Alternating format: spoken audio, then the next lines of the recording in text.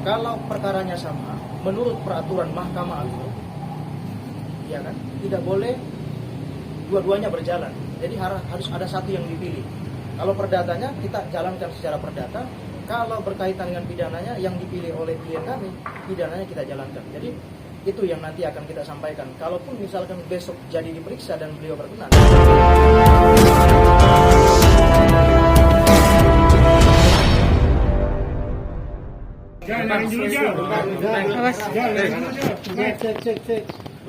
Yang mau saya sampaikan, kedatangan saya hari ini ke Polres Jakarta Selatan.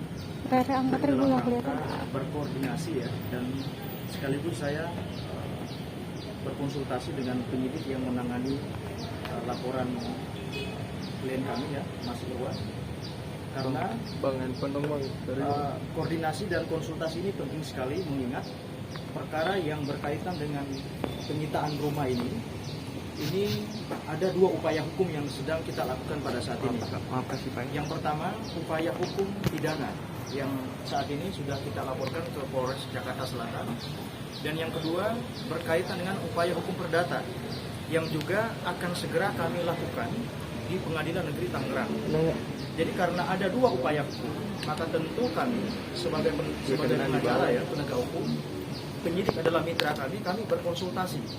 Karena mengingat ada peraturan Mahkamah Agung nomor 1 tahun 56 itu berkaitan dengan apabila ada perkara yang sama, kemudian perkara perdatanya berjalan, maka pidananya itu ditangguhkan. Nah, itu yang kemudian kita koordinasikan dan konsultasikan.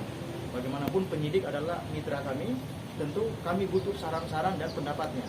Dan kami sudah sampaikan tadi tentang proses yang sedang berjalan itu. Nah, kami sudah mendapatkan juga tadi saran dan pendapatnya, dan tentu ini akan kami sampaikan kepada klien Mas Irwan untuk kami koordinasikan selanjutnya, karena memang mengingat besok rencananya memang ada pemeriksaan, tapi saran-saran yang kami tadi terima itu tentu itu menjadi pegangan kami juga untuk kami sampaikan kepada klien, supaya nanti klien memutuskan apakah mau pilih jalur perdata ataukah mau pilih jalur pidana.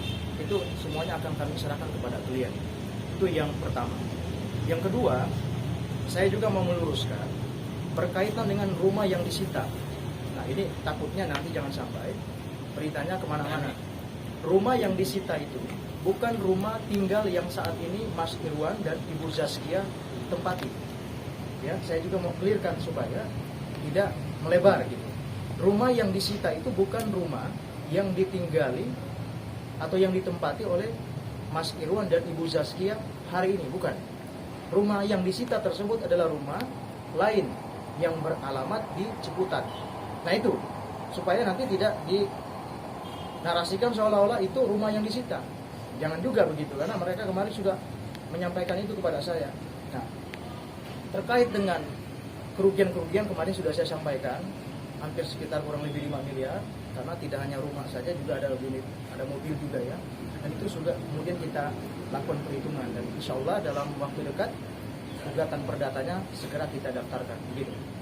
Mungkin dari untuk pemeriksaan besok, siapa bang maksudnya pemeriksaan besok? Ya, terkait dengan pemeriksaan besok itu yang nanti akan saya komunikasikan ke Mas Irwan, karena ada dua upaya, ada upaya perdata dan pidana.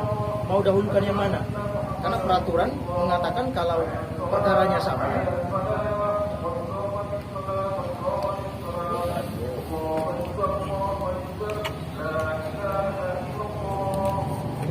kalau perkaranya sama, menurut peraturan Mahkamah Agung, ya kan, tidak boleh dua-duanya berjalan. Jadi harus ada satu yang dipilih.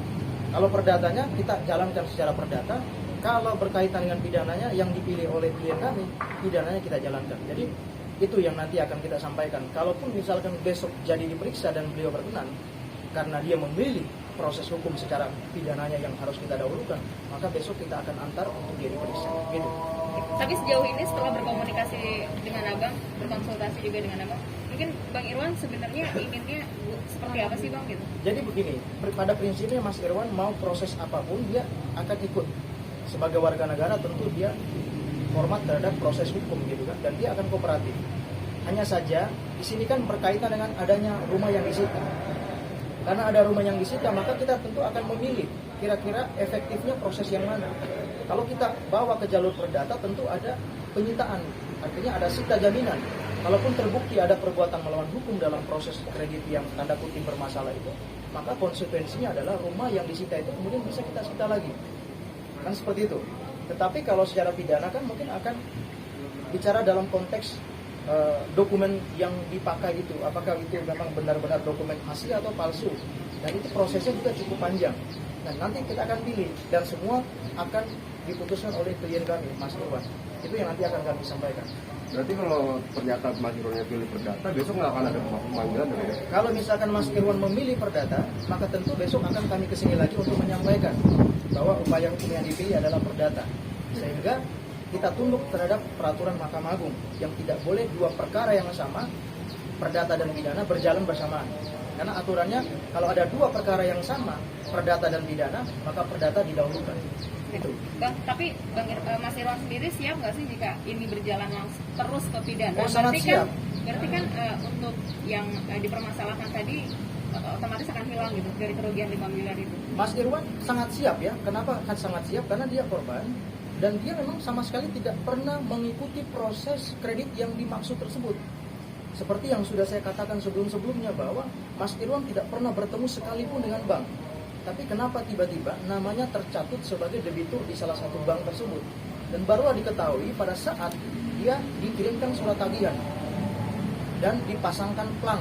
Nah, itulah yang kemudian menjadi pertanyaan buat kita semua. Apakah proses perbankan semudah itu? Segampang itu?